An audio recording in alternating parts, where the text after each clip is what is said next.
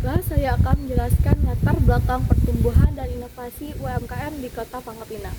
Kota Pangkal Pinang merupakan salah satu ibu kota Provinsi Kepulauan Bangka Belitung yang memiliki potensi besar dalam pengembangan usaha mikro, kecil, dan menengah atau UMKM. Infrastruktur ini mencakup berbagai teknologi dan sistem yang mendukung otomatisasi, analisis data umum, keamanan dalam transaksi, dan kolaborasi bisnis di bidang UMKM.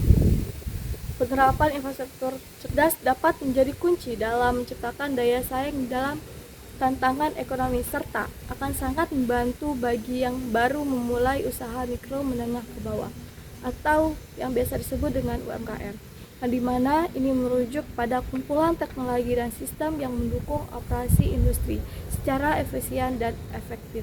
Dalam konteks UMKM, infrastruktur ini membantu sebagai sistem yang mengoperasi di dalam proses bisnis UMKM, yang dimana menyediakan analisis data pelanggan, target pemasaran, serta keamanan transaksi dan penyediaan transaksi secara efisien.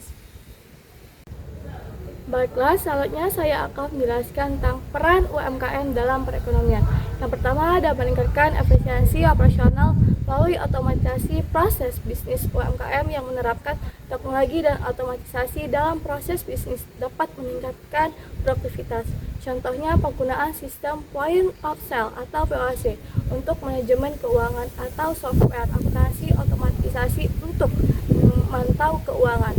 Yang kedua, ada mengurangi biaya operasional dengan pemasaran digital dan ekspor pemasaran digital, memungkinkan UMKM menjangkau pasar yang lebih luas dengan biaya yang lebih rendah dibandingkan metode konvensional.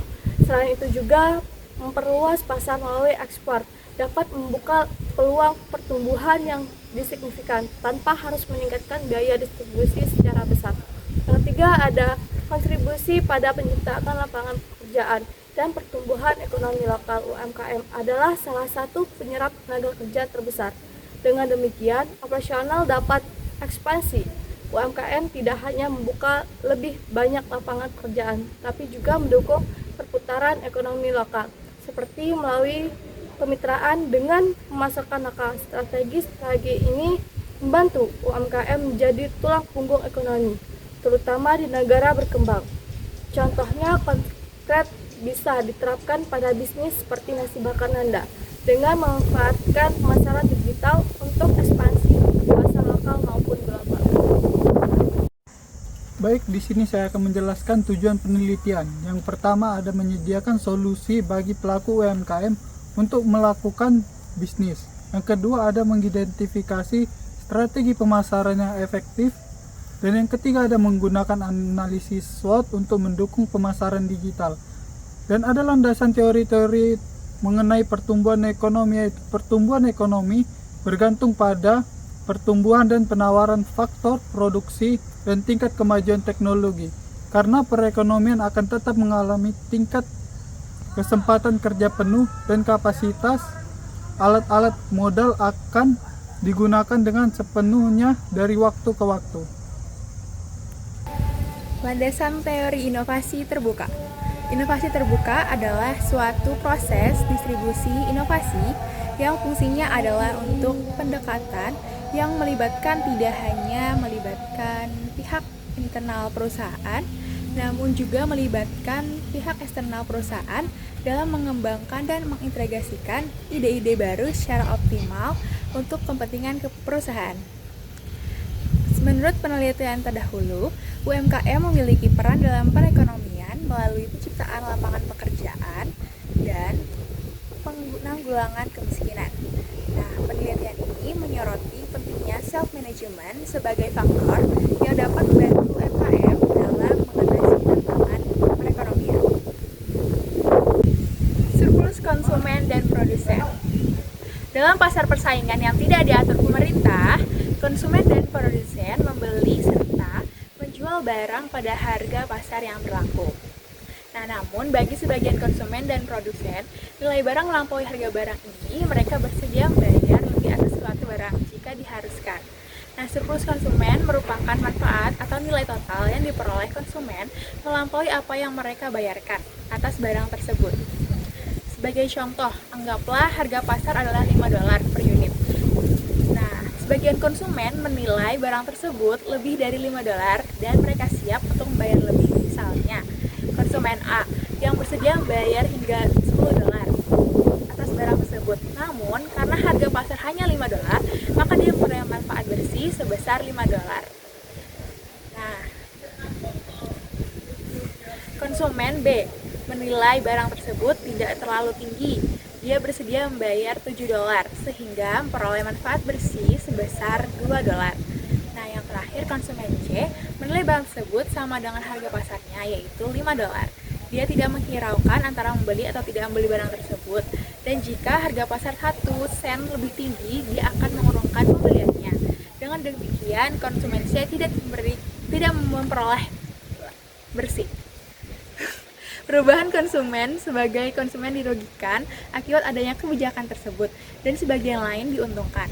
Mereka yang dirugikan adalah konsumen yang tidak mendapatkan barang tersebut di pasar karena berkurangnya produksi dan dari penjualan. Namun konsumen lain masih bisa membeli barang tersebut, mungkin karena berada di tempat dan waktu yang tepat atau bersedia mengantri. Nah, konsumen seperti ini diuntungkan karena mereka dapat membeli barang pada harga yang lebih rendah. Nah, perubahan surplus produsen. Dengan adanya pengendalian harga, sebagian produsen yang biayanya relatif lebih rendah akan tetap berada di pasar, tetapi menerima harga output yang lebih rendah juga. Sementara produsen lain akan meninggalkan pasar.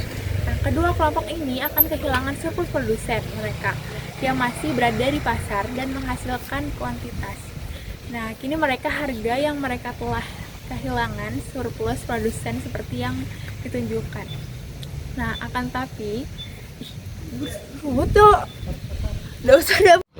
Oke, selanjutnya yaitu metodologi dan lokasi dan waktu penelitian yang kami lakukan. Yang pertama itu lokasinya itu ya pasti di Kota Pangkal Pinang, Bangka Belitung.